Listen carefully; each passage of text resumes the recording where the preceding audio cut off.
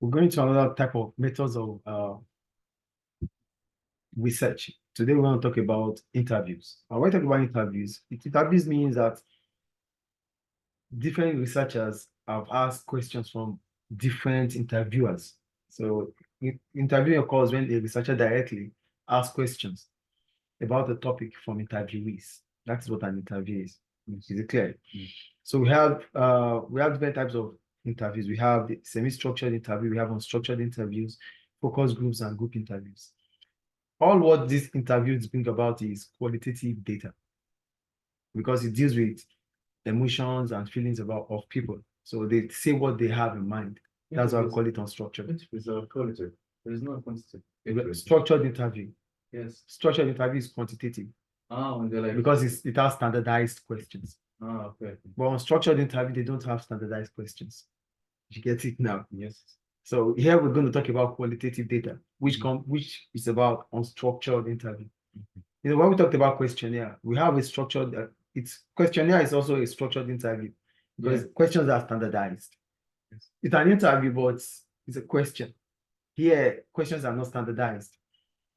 Questions are based on what interviewees say. There's no order of questions. So there will be a topic that has to be discussed about. That is where we talk about the prompts, where the interviewer has to discuss or briefly discuss about the topic to be discussed. That is the prompt. As soon as that is done, it's left for the interviewee to continue to talk about the topic. So questions will be derived from what the interviewee says. Yes, so can I ask him like questions? Deep in, probe him or her. So it's unstructured. There's no standardized question. Yes. That's why we don't put structured interview as part of interviews here, because here we want to talk about qualitative data. Yeah. Okay. Do you get it? Yes. Okay. So now, what's an unstructured interview? Yeah, I said unstructured interview. This is a form of interview.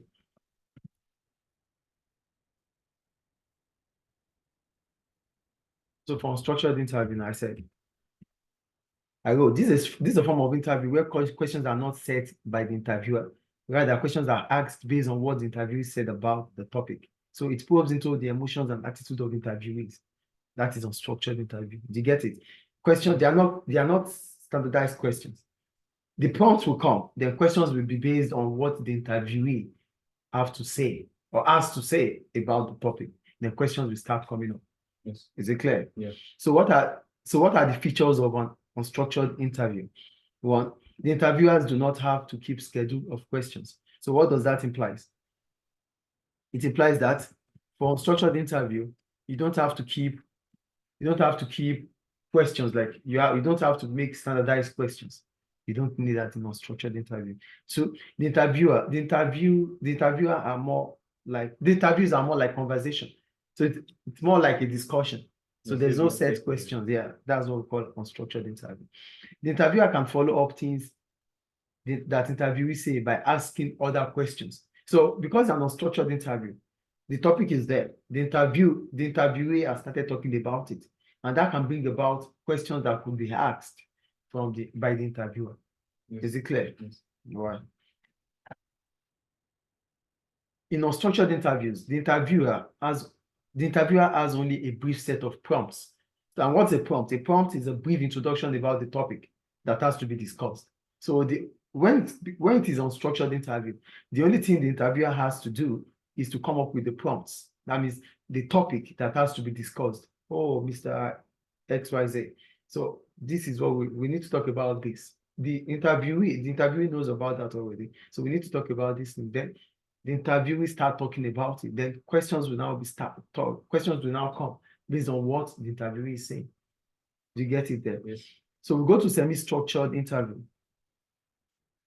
For semi-structured interview, we call it semi-structured interview because it's a form of interview where standardized questions are set, but the interviewee has the flexibility to answer the questions in which order he or she wanted. It's semi-structured. It's not structured, it's semi-structured. Why is it semi-structured? Because it gives the flexibility to interviewee to answer the questions in the way he or she wants it. Or if there are different questions, the interviewee has the right to place it in the order that he or she wanted. Oh, this is what I want to answer first. Okay, yeah, this is the topic we want to discuss. Okay, first I will talk about this, then I will come back to talk about this. I'll talk about that. I'll talk about this. So the interviewee has to choose the order in which the topic will go. That is semi-structured. Is it clear? Can you like not answer one of the questions? Most of the time, the topics are something that you have to touch. You would have to answer them because they are qualitative. So They bring about qualitative. semi is all about choosing which is first. Yes. But unstructured, you have to be Unstructured is discussion that brings about you asking questions on. okay.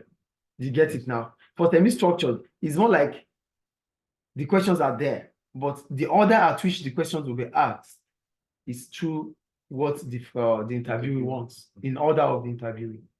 Is it clear? Yes. All right. So the difference, the difference between a structured interview and semi-structured interview is the flexibility in terms of response by the interviewees, the flexibility in standardized questions. In structured interview with standardized questions, you have to answer all the questions. Yes. There's no flexibility. You can't decide there. The questions are there for you to answer. But unstructured, no. Do you get the point here? Yes. Okay, I think it's clear. So now that takes us to guidelines of good question or good interview. Are you there? Yes. So for a good interview, the interviewing is a skill. What does that imply? It means that interviewers must be flexible and be a good listener. This is by knowing, how can they be a good listener? They can only be a good listener by knowing when to intervene and when not to. So interviewing is not just what you can do. Interviewing involves skills. And those skills we're talking about is being a good listener, to know where to intervene and when not to. Because if you intervene when you're not supposed to intervene, it puts pressure on the interviewee. Do you understand? So you have to understand that. So, and if you are able to do that, then you can build a relationship between you and the interviewee. And when you are able to build a relationship between you and the interviewee, it brings about rich, detailed, and valid response. Rich, detailed, and valid response, because you are able to build a relationship. So the interview will be free to discuss with you. So it will be valid. Validity, yes. Yes. Is that clear? Yeah. That's the first one there. So then this takes us to what a good interview should be like. So a good interview may do the following one: assuring interviewee about their anonymity and confidentiality. This makes interviewee comfortable. So a good interview or a good interviewer must assure the interviewees that there's anonymity and confidentiality about them. So this makes them to be comfortable answering your questions. Yeah. That's the first point. 2, creating order of questions in a way that response will flow well. So because the interviewee is able to make order on what to answer first, that means there will be flow of response, because the interviewer wants to answer those questions. He still has a fresh memory of. Yes. Then that will bring flow response. Is it clear? Yeah. The third one, avoiding leading questions. So don't give questions that the answers are already there. It's not a good question. Clear? The fourth one, keep a fact sheet record, which include the personal details of the interviewee. So you have to keep a fact sheet. So the name, the address, the personal details of the interviewee. You need to know it. You need to keep it. The next one, ensuring that the interviews are conducted in a private and quiet environment to put interviewees at ease. The environment has to be calm. It has to be a cool environment, a private environment. That is when the interview will be calm to answer the questions. Yes. Interference will not be allowed. Ensuring that a quality machine and microphone are used for recording. So it's important to. But you have to like ask them. Their consent. Yeah. Yes, sure. But if it's a private environment, they are with you. Yeah. So they already like agreed on that. Yeah. So there's privacy already, so it's fine. Yeah. So ensuring now, because it's an unstructured interview which needs to be recorded, yes or no? So you need to use quality machine and microphone for recording, analyzing, and transcribing. Yes. Is it clear? It's just like what teaching too. You need quality machine. Mhm. Is it clear? Yeah. So this takes us to some types of questions that could be asked during the interview. One, introductory questions. So for introductory questions, we're talking about how you start. Okay. There's a prompt already. There's a prompt. The topic to be discussed. Yeah. Then, look, can you tell us about? That's an introductory. So this is where the interviewer will start talking about the topic. I think that is clear. Yeah. We call it introductory question. Then follow-up questions. For follow-up questions, this allows the interviewee to elaborate. These questions can be, what do you mean? You mentioned that. What do you mean about that? That means you want the interviewee to say more about what he or she has said. Mhm. Do you understand what Yes. follow-up questions are? Okay. Then we have the probing questions. For probing questions, this could be, could you say a bit more? Can you discuss further about what you just said now? Can you go in deep about it? Mhm. So that is probing question. You are probing the interviewee. Then the next one is specifying questions. This probes towards the past. So, no matter what the interviewee is discussing, he or she is still going to talk about his past. And if he or she has to talk about his past, so he might just want to give a glance, a brief about it, but you could ask a question like, so what did you do then? So this brings about questions in the past. So that is what we call specifying questions. Do you get it? Yes. Question that talks about the interviewee's past based on that topic. But it's depends on the prompt. The prompt, yeah. Yeah, the prompt. Is it clear? Yes, yes, yes. Then we have indirect questions. For indirect questions, why do we have indirect questions? I wrote questions that answers might be a reflection of what the interviewee can do. So when we talk about indirect questions, definitely you want to get a response from the interviewee about what he or she would do, but you are not asking him or her directly. You're asking like, so why do people do so? Yeah. Why do people do such? But the response is directly to what he or she would do. But he or she is going to give answer, yes or no. So that answer would mean that is what he or she is going to do too. So that's an indirect question. Mhm. Do you get that? Yes. Then the next one is silence. You have to give the interviewee time to reflect on the prompt. If not, you won't be getting a valid answer. So you need to be silent. That means you need to know when to intervene and when not Yeah, to. good listener. We talked about Yes, we talked about it. And the last one is interpreting the question. Saying, do you mean that? Do you mean this? Do you mean that? So you know what exactly the interviewee is talking about. Mhm. So these are what we call features of a good questions, or the type of questions that could be asked during the interview. Is that clear? Yes.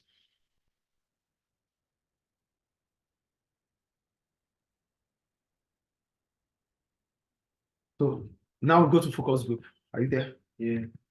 For focus group, I wrote, this is an interview where a group is brought together on a particular topic. That's what we call focus group. I summarized already. Yeah. So I wrote focus group is an interview where a group of people are brought together on a particular topic. I think that is clear. Okay. So what does it do?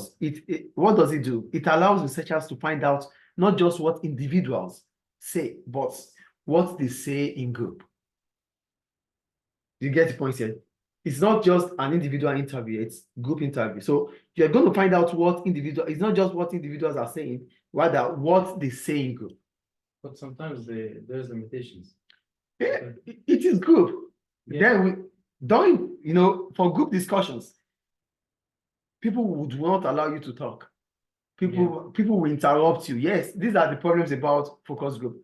But you might be able to get social facts. Yeah, and sometimes the questions, the answer is not for them. They might say, they're copying the other Others. group. Yeah, that's another problem about focus group. Yeah. The answers might not be their own answers. Yes, you're right about that. Yes. The answers might not be their own answers. Yeah. Okay, so for focus group, I wrote again, focus group is closer to real social life than individual interviews because opinions are formed through awareness of other people's view through discussion. So when you have to form opinion, about real life. You form it through the views of others, what each individual have said about that topic, their views. So you have to put them together to understand the real life events. So that is what focus group will bring about. So for focus group, it is not just about the individual saying, it's about what groups will say. Individuals will talk and groups will talk. So what are the views of the group based on that topic? That would allow you as an interviewer to know what the social life of those individuals are on that topic. Did you get it? Yes. So this takes us to the strengths and limitations of qualitative interview, because unstructured interview is a qualitative interview, not quantitative. And semi-structured, right? Yeah, semi-structured is also a qualitative interview. So the strengths now.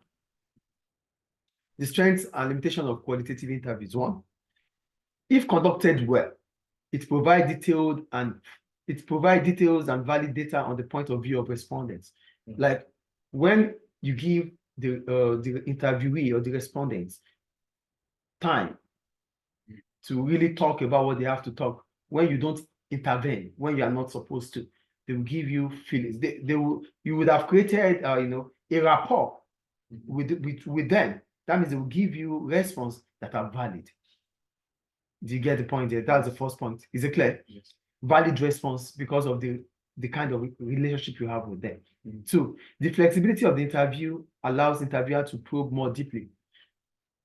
Here, because there's flexibility, you could order your questions as an interviewee. That means each topic discussed or each point discussed by the interviewee, you can probe more. You can ask more questions about it. Do you get it? Yes. So interviewers can probe in depth about the topic discussed. Yes. The third point, interviewers can often assess the honesty and validity of the answers as they are given. So, like the indirect questions that is being thrown to the interviewee, you would know if the interviewee is saying the real thing or not. Do you get it? Yes, because it will reflect to him. It will reflect on his language, his body language, and how he says it. If he has been flowing well, and when it comes to those indirect questions, the flow stops or the flow is not as it used to be, then you would know that no, this interviewee is not giving a true view of the event. Yes. Do you get it? Yes. Then the last one here is more information can be brought out for further investigation. Yeah. So because it's about probing. So in the course of probing, no matter how it is, the interviewer will be emotional. It will talk about things that maybe happened then, and that could make you to investigate further on what has happened then. Do you get it? Yes. So what are the problems of qualitative interviews or qualitative interviews? One, they are time consuming, both in carrying out, transcribing, and analyzing. It takes time. You have to finish up with the interview. You have to transcribe it. Because it's through maybe video recording and the rest, and you have to analyze it. It takes time. Two, it can be difficult to generalize. Why is it difficult to generalize? It is difficult to generalize because it cannot be repeated. It is not standardized questions. It's only standardized questions that you can repeat with another interviewee. So you change every question to another video. The feelings, the topic will be discussed. The views of different individuals are there. So you cannot generalize it. Yes, Unlike when it is a standardized question, you're going to ask the same questions from different interviewees. It's easy. But when they are not structured, when there are no standardized questions, so the point of view of individuals will be different. So you cannot generalize it. Yes, because there will be more questions as they go on. So you cannot replicate it. It's not possible to have the same thing. Clear. Yeah. The third point is that the interviewer must be skilled. Yeah. And that's difficult to see skilled interviewers. It's difficult. It's not something that it's expensive. Yes. Then the last one, there might be interviewers' influence, which brings about bias. Because the interviewer is there. It's not like this type of question, like self-completion questions that you don't have the interviewer's influence. Here, the interviewer can influence the situation, which might bring about bias. Then that might reduce the validity of the question, of the interview. Is it clear? Yes. So that's all about interviews. Is there anything? No, it's not. Yeah.